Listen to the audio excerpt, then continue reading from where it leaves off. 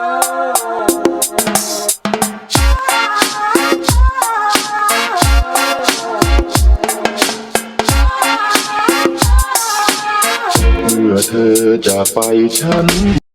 up, what up? Welcome back to another Blackout podcast reaction video, we're going to call this, because today I came across something on my timeline, and it was Special Ed. If you know him from the 80s, you know, one of the forefathers of our hip-hop of our time. You know, he goes back to the 80s, 17-year-old kid. Doom, doom, doom, doom. Y'all already know, man. Special Ed, I Got It Made. That was one of the Magnificent, goes on and on and on. Off top, this dude, I was reciting his lyrics when I was around his age. So I think we're along the same age. He might be a couple more years older than me, but definitely an inspiration to what I got going back then, or had going, as far as the beginning of my rap career.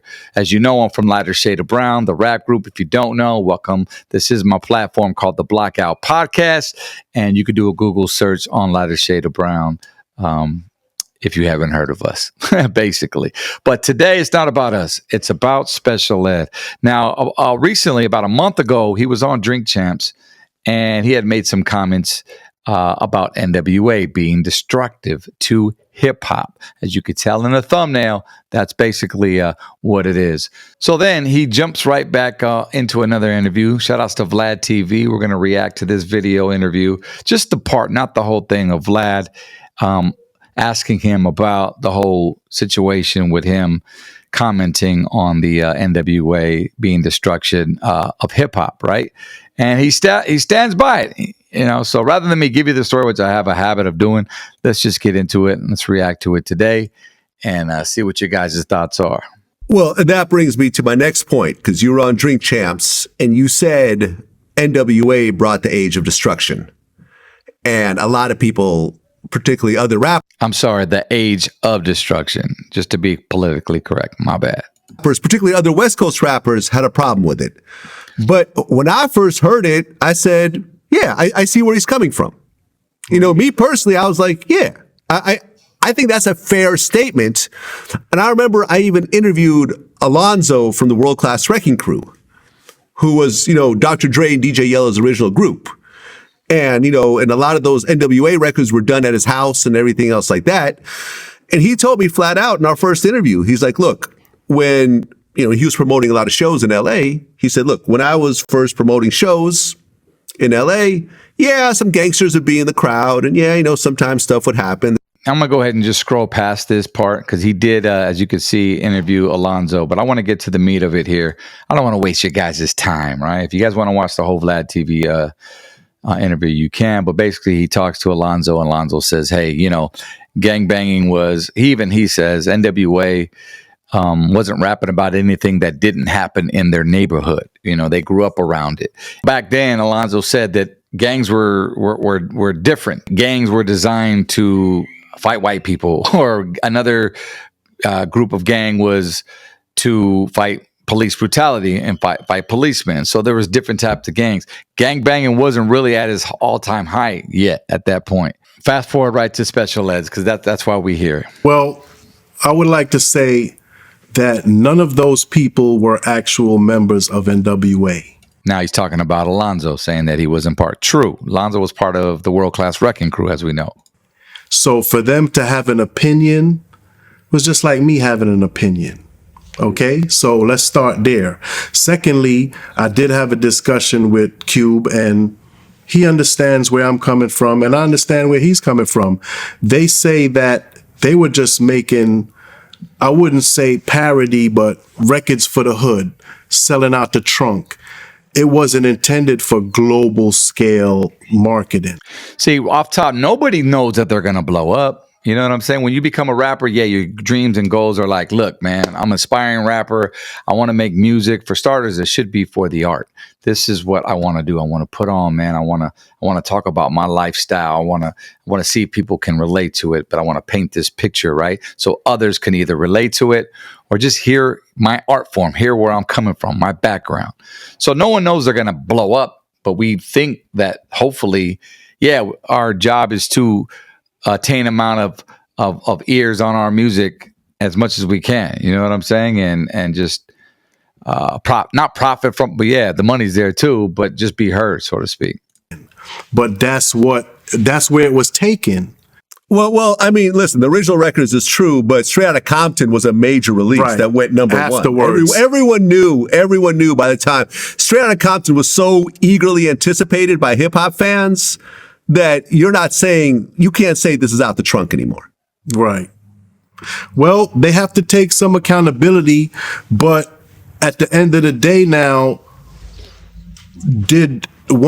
Who has to take accountability? The rappers themselves, N.W.A.? Again, we go back to the labels. Now, it comes to a point where the labels are paying artists to emulate this, paying the artists in this genre, paying the artists to send these messages out, to continue. Look, it's a numbers game, right? Record labels, that is their job. That's what they do. They sit behind a desk and cut checks all day and just say, yeah, we're going to keep feeding you money. That's basically what he's saying, to go do what you're doing, meaning bringing hit records. Now, N.W.A., gangster rap group, of course, yeah, that's their genre. That's their lane. That's what they live. That's what they write about. It's no different than a record label cutting a check to Queen Latifah or, you know what I'm saying, BDP, for just, they're making hit records. That's their job. But to actually know what's going on in the streets, come on, man, this is corporate America. They don't know. Just bring us the money. Bring us the hits. The effect that empowerment of the conscious music had.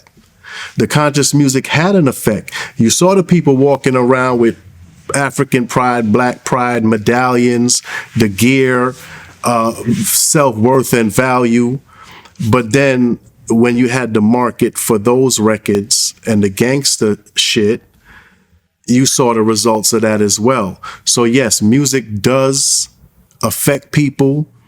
It does, because I remember during the Black and Proud movement, right? It was like late 80s, like he said, you had the conscious era. That's what it was called. The Black Medallions. De La Soul even rapped about it. All black medallions, no gold, because it was more about Black on Proud. You know what I'm saying? And there was all kinds of songs that, basically were uplifting the black culture. And I used to look at that as hip hop. Special Ed wasn't one of those. To me, he was just a hip hop battle rapper, or brag rap, as they would call it. You know what I'm saying? But other groups like De La Soul, Brand Nubian, so on and so forth, were doing the conscious rap. And that's kind of how Lighter Shade of Brown was concepted, off of the conscious rap of being black and proud. Brown and Proud was our first album title. You see where the two meet? That's kind of how it was. So I get what he's saying. Sign of the times, man. It does contribute to people's behavior and the outcome. And it's the same thing we're saying now. It has evolved. So from that point until now, it's no longer just that simple. Now it's straight murder music. Now it's drill music. Now it's people directly attacking each other through the music, and that music being supported by these same labels. And now that part, I see his point. We've come a long way since N.W.A. gangster rap. I mean, let's face it, West Coast, Bloods, Crips, essays even caught on later on. With Chicano gangster rap, it all started with N.W.A. That's why they get, respected so well from consumers, and not only that, people that live their lives, grew up in the neighborhoods. And so they put it to wax, they put it to CD, and consumers were able to relate to that. So that's all that is. And thinking back in retrospect, N.W.A. Eazy-E was out. He was out before the conscious rap. Brand Nubian, De La Soul was 90. Brand Nubian 90. Correct me if I'm wrong. 89, 88. That Eazy-E guys was, when did he drop Radio? When did he drop Boys in the Hood? 87? 86? 87? Somewhere around there. So I'm just saying, gangster rap was already started. and record companies.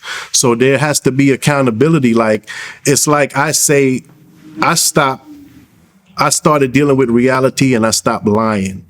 I stopped lying to myself, for one. And then with that being said, if you're not lying to yourself, then you shouldn't be lying to nobody else.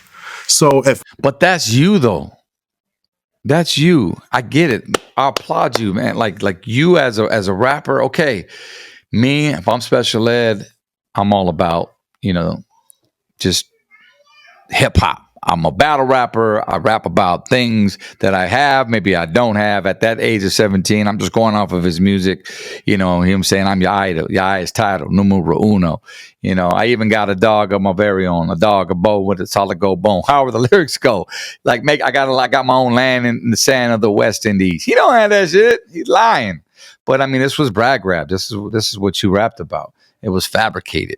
You know what I'm saying? But it wasn't harming anybody. And I see where he's coming from. It wasn't physically harming or being derogatory at all. And I see where he's coming from as far as hip hop and that element at that time. And the word destruction, age of destruction of hip hop, is when hip hop made that transition to gangster rap. But there's more than just gangster rap influencing our children or our world, which I'll get into in a little bit. If we're all dealing with reality and our conscience and facts, then we have to look at it for what it is.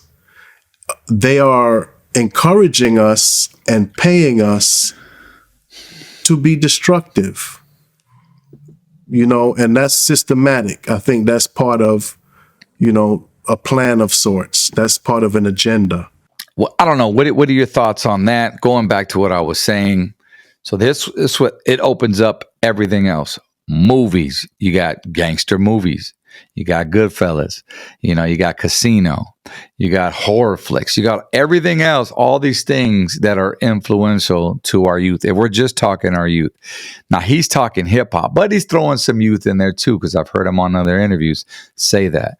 So are we going to go after the gangster producer, film producers, and not put out that type of material anymore? I mean, yeah, granted, I know you're probably thinking, well, there was a rated R. Every time there's a movie like that, if it's explicit, if there's sexual acts going on or anything of some sort, it's rated R. Well, that's why there's parental advisory stickers on CDs back in the day. The tangible stuff. A lot of you guys are going, damn, what is that? The youngsters. Yeah, CDs had parental advisory stickers on them to let you know when you went to go purchase, or your parents know, look, there's going to be some cussing involved in this. All right, I'm letting you know that right now off top. Before you buy this CD, know that it comes with curse words. Or if it didn't have that sticker, then, it was a clean edited CD. But you get my point? That's what I'm saying right now on this whole special ed, doubling it. And he probably, like, I was watching other interviews like MC8, on his, shout outs to MC8, Gangster Chronicles and Big Steel.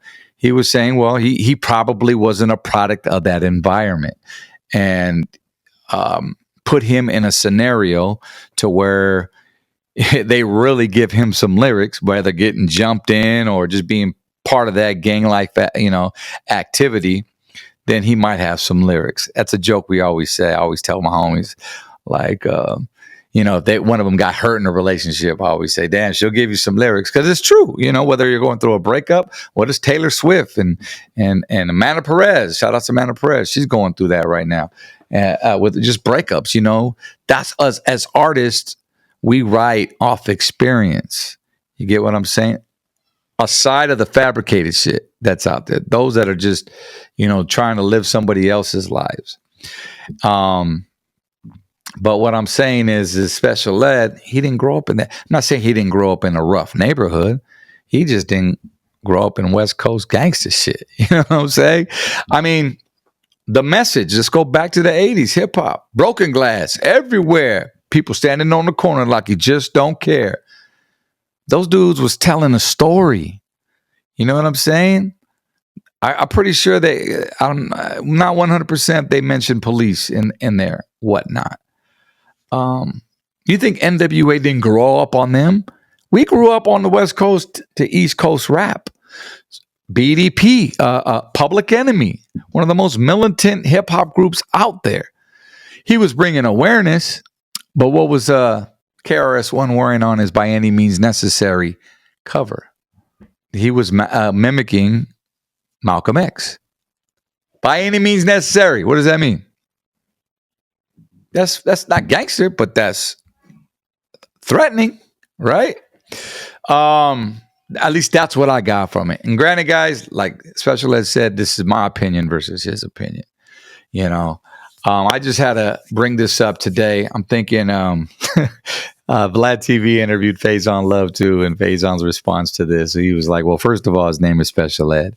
I think that was the coldest joke ever. But look, man, like Special Ed said, I understand. It's for the children, man. You know, he does well with the community, positivity. So these are probably the reasons why he's saying that, you know, gangster rap needs to be accountable. But at the end of the day, you have a choice. You have a choice what to let your kids listen to, just like back in the 50s and 60s. You don't let them hit. Rock and roll was frowned upon for so many years. And in fact, I think they try to compare rock and roll status to gangster rap. First off, there's no comparison, but, you know, gangster rap is the most influential rap, as they say. You know, it doesn't get bigger than that. T.K. Kirkland said the same thing in an interview. Go look that up. But there's many styles of hip hop. Going back to the N.W.A thing, being the destruction, yeah, they definitely set the tone. They set the bar. Eazy-E was allowed in the White House. You know what I mean? He got welcome there. Like he walked up and had dinner with the president. I never have dinner with the president. You know, but that shit went worldwide.